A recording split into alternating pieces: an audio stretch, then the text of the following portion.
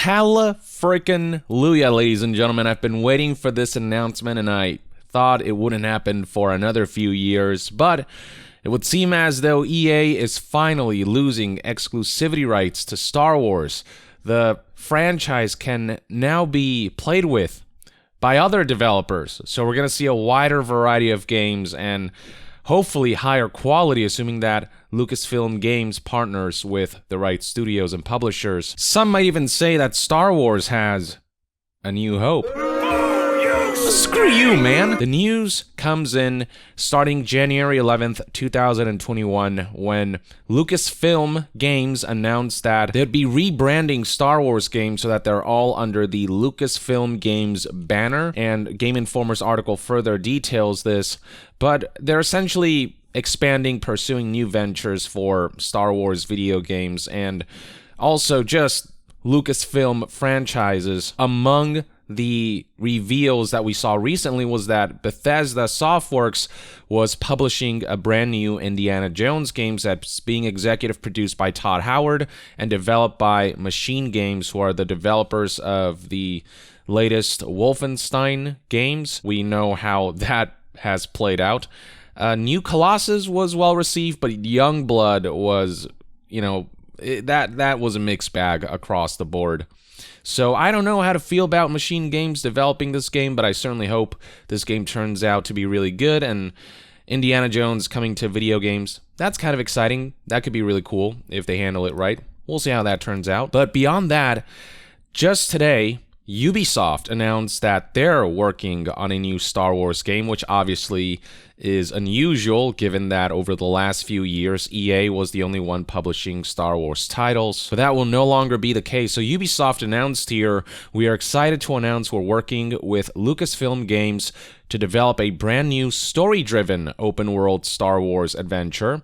I do like that this is going to be story-driven, but they never say here that this is going to be a single-player title, so I'm going to assume that this is going to be a live service, especially considering that the developers are massive. Massive Entertainment, for those who don't know, is the studio that directed the Division franchise, and I have generally mixed feelings about the Division, so I don't know whether I'm excited for this particular Star Wars game, but really the big deal here is that Star Wars is finally expanding to other developers, and this was something that was officially confirmed by Lucasfilm Games itself in this blog post that they published today, January 13th, 2021.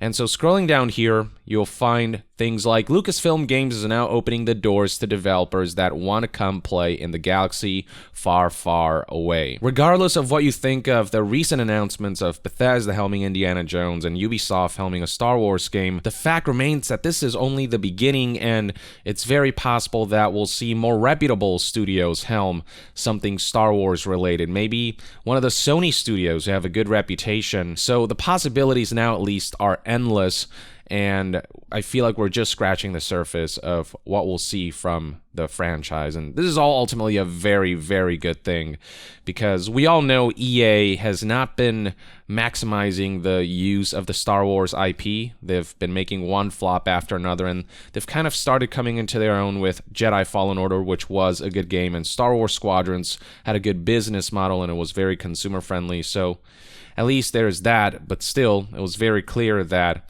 EA alone would not be enough to just make consistent, good Star Wars video games. All of this essentially takes the load off of EA and allows the franchise to thrive in the video games landscape through variety of game types and hopefully higher quality compared to what EA has output. The blog post proceeds by highlighting the new Star Wars game that Massive Entertainment is making, and there's talk here of how they have a unique vision for the story and the game they want to deliver, whatever that means.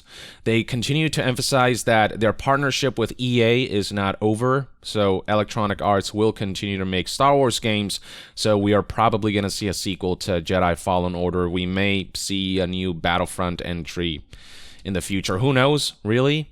But EA isn't out of the picture. It's more about Lucasfilm Games expanding the developers and publishers they partner with, which again is just across the board a very, very good thing. The blog post then concludes by talking about how under the Lucasfilm Games banner, all of these games will be guided from a narrative standpoint, so everything kind of fits in the Star Wars canonical universe. And then at the very bottom here, it is emphasized that this is just the beginning of what I think is going to be a very exciting year for Lucasfilm Games, so we have probably not seen all of the announcements for this year, and there's probably a lot in the works for just the distant future. Now, it is important to note that under the current contract, EA still holds exclusivity rights until 2023, so this is some context that Jason Schreier provides. Today's news that Ubisoft Massive is making a Star Wars game, it's official that the EA exclusivity arrangement won't be renewed past 2023. Good news for Star Wars fans and probably even for EA, whose current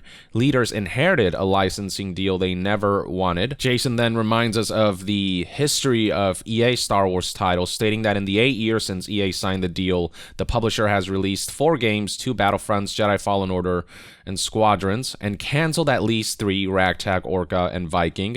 Don't think that's quite the decade Frank Gibeau was hoping for. Now, some are wondering if the EA exclusivity deal is supposed to end in 2023. How come we're seeing Ubisoft announce their Star Wars game? Well, according to Jason, Ubisoft's game won't probably release before 2023. So by the time the game is ready to launch, the exclusivity contract will be over. So they've got all this time, at least 2023 release date.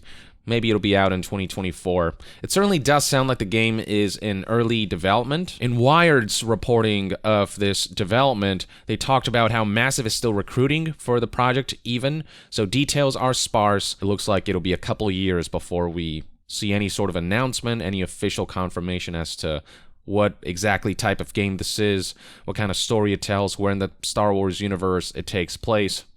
So by the time it's finished, the EA contract will have been fulfilled. As long as it's over, because the Star Wars IP in the video games landscape has gotten far too stagnant with just EA being the exclusive publisher. I'm now very excited to see how Star Wars expands its horizons in the interactive landscape. I am just excited to see, some kind of bounty hunter style game, some kind of Mandalorian game that a studio that specializes in third-person perspective, action-adventure, shooter-style gameplay can really bring to life. It's been a while since we played a truly compelling Star Wars role-playing single-player experience, so maybe there's a studio that can help something like that. Though I think EA is working on something Old Republic-related that might be more of that RPG style of Star Wars that BioWare made back in the day. There's just such a diverse variety of studios out there who specialize in very specific things, and now Star Wars has all of that to leverage to really make some really compelling, unique, and high-quality Star Wars titles. Even if I'm skeptical about massive Star Wars, and even if, I'm still on the fence about the Machine Games folks developing this Indiana Jones games, hoping for the best, but not sure about what the quality will be like. The fact that the doors are open now for other developers, potentially more reputable developers, to helm something Star Wars related, yeah, that at least is cause for major celebration. As for what audience reception has been like, generally from what I've seen, people are ecstatic about the idea of EA no longer being the exclusive publishers of Star Wars. There's some skepticism being expressed about Ubisoft being among the first partners for a Star Wars game, and Machine Games, which has a mixed kind of history working on Indiana Jones. So people are, cautiously optimistic is how I'd put it, but the general excitement of, okay, so now Star Wars can be made by all of these other studios, that prospect is exciting. So, generally I think, hopefully this means a bright future for Star Wars games down the line, but only time will tell. For my part, though, I'm just happy to see that Star Wars is no longer creatively imprisoned under the banner and umbrella of one of the worst publishers in the games industry, in my opinion, Electronic Arts.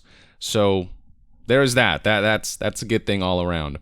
But that's one man's take. Let me know in the comments below what you think about the new announcements from Lucasfilm Games, the games that they're working on with Bethesda and Ubisoft and likely other developers that they haven't announced yet, and just what you think about this entire arrangement. Drop a comment below, and to be further updated on all things gaming news, reviews, and discussions, stay tuned right here on Young Yeah. I'll see you guys next time.